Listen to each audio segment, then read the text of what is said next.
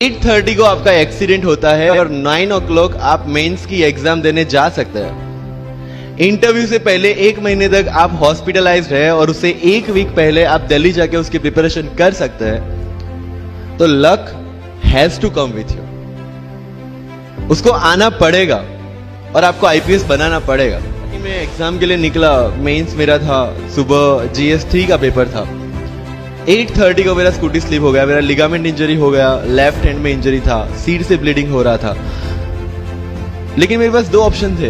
मैं खड़ा हुआ, मैंने देखा, okay my right hand is safe and I decided I will go to the exam hall and write the exam. मेरे पास 2 ही ऑप्शन थे, या तो मैं वहां से उठ के रोने लगूं, यार मेरे साथ ही ऐसा क्यों हुआ, मेरा एक्सीडेंट हो गया, मेरा मेंस खराब हो गया और हॉस्पिटल जाओ, या दूसरा ऑप्शन था कि मैं देखूं कि मैं 3 घंटे और सरवाइव कर सकता हूं। हाँ कर सकता हूं। मैं मेंस के लिए एग्जाम हॉल में गया। ये जितने भी फोटोग्राफ्स लगे हैं, सर ने जैसे बताया कि जितने भी इंसान सक्सेसफुल हुए, अगर आप उसकी लाइफ स्टोरी देखेंगे तो कहीं ना कहीं एक मोमेंट आता है जहां पे वो इंसान की जो स्ट्रगल है वो पीक पे हो जाते हैं। वो इस मोमेंट पे आपको डिसाइड करना है कि आपको वहां से यू टर्न लेना है या आपको वहां से आगे निकलना है। इन सब लोगों ने डिसाइड किया कि उनको वहां से आगे निकलना है। एंड दैट इज द फंडा ऑफ लाइफ। सक्सेस उन्हीं को मिलता है जो इस स्ट्रगल वाले मोमेंट से आगे निकलने की सोचता है। जब भी आपको लगे कि आपके सिर पे बहुत मुसीबत है, जब भी आपको लगे कि आप हर तरह से गिर चुके हैं, जब भी आपको लगे कि आपके पास कोई ऑप्शन नहीं है, तब एक चीज आप अपने दिमाग में लाइएगा कि यही मोमेंट है जहां से आपकी तकदीर बदलने वाली है।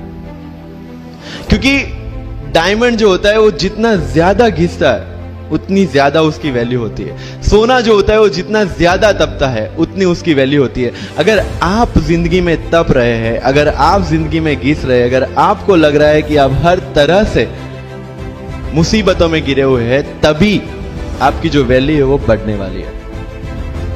और यही मेरा एटीट्यूड रहा है। लोग बोलते हैं कि तुम्हारी फाइनेंशियल कंडीशन ठीक नहीं थी, पापा इलेक्ट्रिशियन थे, मम्मी हाउसवाइफ थी, डायमंड के कारखाने में काम करती थी, उसके बाद उन्होंने मैरिज में रोटियां बनाने का काम किया और उस तरह से मैं पढ़ा। लेकिन जब मुझे पूछा जाता है कि ऐसी कौन सी चीज है आपकी लाइफ में जो आप बदलना चाहते हो, एंड आई सेड नथिंग। क्योंकि अगर वो चीजें नहीं होती मेरी लाइफ में तो शायद आज आपके सामने में नहीं होता।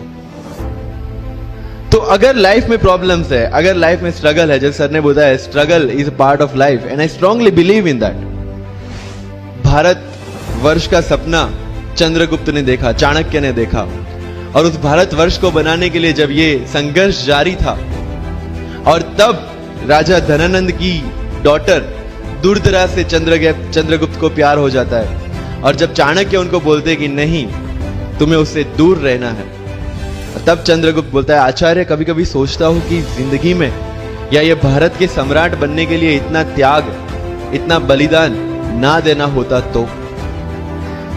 और तब चाणक्य रिप्लाई करते हैं तो हर कोई भारत का सम्राट होता। This is the fundamental rule of life. अगर आईएएस बनने के लिए, आईपीएस बनने के लिए सैक्रिफाइस करना नहीं पड़ेगा, अगर उसके लिए आपको त्याग नहीं करना पड़ेगा, तो आज पूरे इंडिया में हर घर में आपको आईएएस आईपीएस मिल जाएंगे। मुझे एग्जैक्ट डेट याद है, 23 मार्च को मेरा इंटरव्यू था। 20 फरवरी को मुझे हॉस्पिटल में एडमिट किया गया क्योंकि मुझे इन्फेक्शन हो गया था बॉडी में एंड बहुत हाई फीवर था, तो आईवी के अलावा कोई ऑप्शन नहीं था। 1 मार्च को ठीक होके मैंने सोचा चलो दिल्ली निकलते हैं। 2 मार्च को मैं दिल्ली पहुंचा। 3 मार्च को वापस से टॉन्सिलाइटिस का अटैक होने की वजह से फ्लाइट लेके वापस से पालनपुर, अहमदाबाद, अगेन हॉस्पिटलाइजेशन। 15 मार्च को I got relieved from the hospital. 16 मार्च को मैं दिल्ली पहुंचा और 23 मार्च को I gave my UPSC interview. तो 1 महीने का हॉस्पिटलाइजेशन।